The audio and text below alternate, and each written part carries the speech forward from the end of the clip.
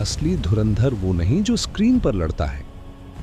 असली धुरंधर वो है जो सरहद के पार भेष बदलकर, अपनी पहचान मिटाकर सिर्फ देश के लिए जीता है। लेकिन असली सवाल यह है कि कौन था वो शख्स जो दुश्मनों के बीच में जाकर उनका यकीन जीत रहा था और उन्हें खबर तक न थी कि उनकी मौत उनके सामने ही बैठी है। उन्हें जरा सा भी एहसास नहीं था कि जिस पर वो भरोसा कर रहे थे वो कोई आम आदमी नहीं था।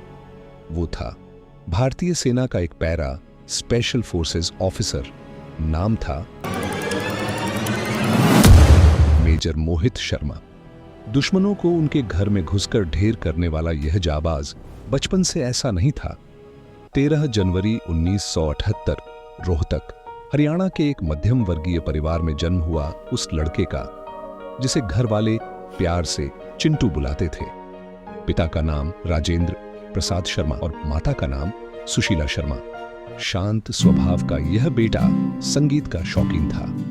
कोई सोच भी नहीं सकता था कि गिटार की धुन पर थिरकने वाली ये उंगलियां एक दिन दुश्मनों का काल बनेंगी। शुरुआती पढ़ाई दिल्ली में हुई और 12वीं में अच्छे मार्क्स आने के बाद परिवार ने एक सुरक्षित भविष्य के लिए उन्हें महाराष्ट्र के एक इंजीनियरिंग कॉलेज में भेज दिया।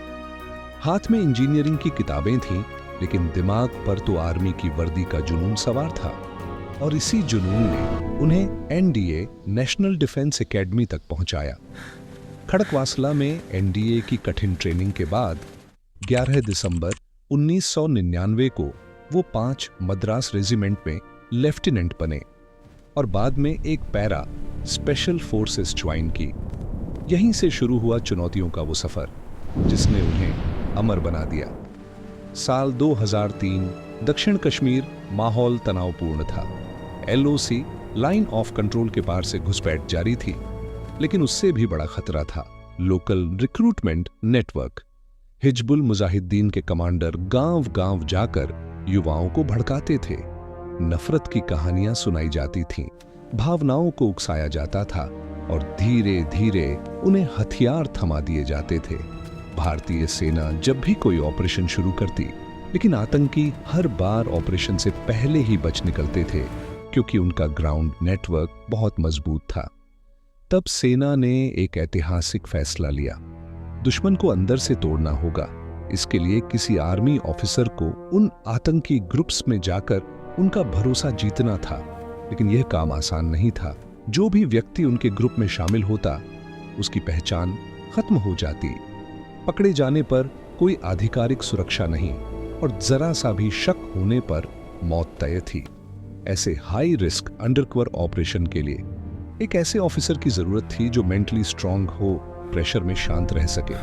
और इस मिशन की जिम्मेदारी उठाई मेजर मोहित शर्मा ने। उन्होंने अपनी पहचान मिटा दी, दाढ़ी बढ़ाई, बाल लंबे किए, स्थानीय भाषा सीखी और नया नाम रखा इफ्तिखार भट्ट। वो आतंकियों के बीच उनके अपने बनकर रहने लगे। एक बार हिजबुल के 2 खतरनाक कमांडर अबू तोरारा और अबू सब्जार को उन पर शक हो गया।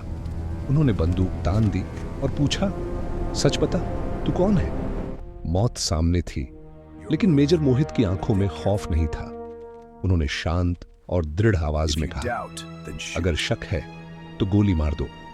उनके इस फौलादी आत्मविश्वास ने आतंकियों का भ्रम तोड़ दिया और उसी रात जब वो आतंकी बेफिक्र सो रहे थे, मेजर मोहित ने अकेले ही उन दोनों को हमेशा के लिए मौत की नींद सुला दिया।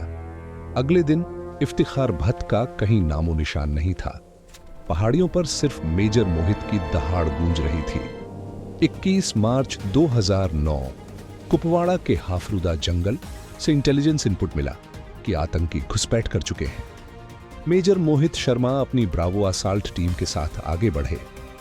घने जंगलों में भीषण मुठभेड़ हुई। शुरुआती गोलीबारी में उनके 4 साथी घायल हो गए। वहां मेजर के सामने 2 रास्ते थे, खुद को बचाना या साथियों को बचाना। उन्होंने दूसरा रास्ता चुना। भारी गोलाबारी के बीच वो रेंगते हुए आगे बढ़े और अपने 2 साथियों को सुरक्षित निकाला। इसी बीच एक गोली उनके सीने में लगी। दर्द असहनीय था, शरीर लहूलुहान था, लेकिन इरादा अटल था। गिरते हुए भी उन्होंने ग्रेनेड फेंककर 2 आतंकियों को ढेर किया। और फिर आमने सामने की लड़ाई में 2 और को मार गिराया। जख्म इतने गहरे थे कि 31 साल की उम्र में भारत का यह बेटा वीरगति को प्राप्त हो गया। 26 जनवरी 2010 को उन्हें मरणोपरांत अशोक चक्र से सम्मानित किया गया। मेजर मोहित शर्मा ने अपनी आखिरी सांस तक लड़कर यह साबित कर दिया कि असली धुरंधर वो नहीं जो कैमरे के सामने रीटेक लेता है। असली धुरंधर वो है जो जिंदगी में सिर्फ एक टेक पाता है और उसी में इतिहास लिख देता है।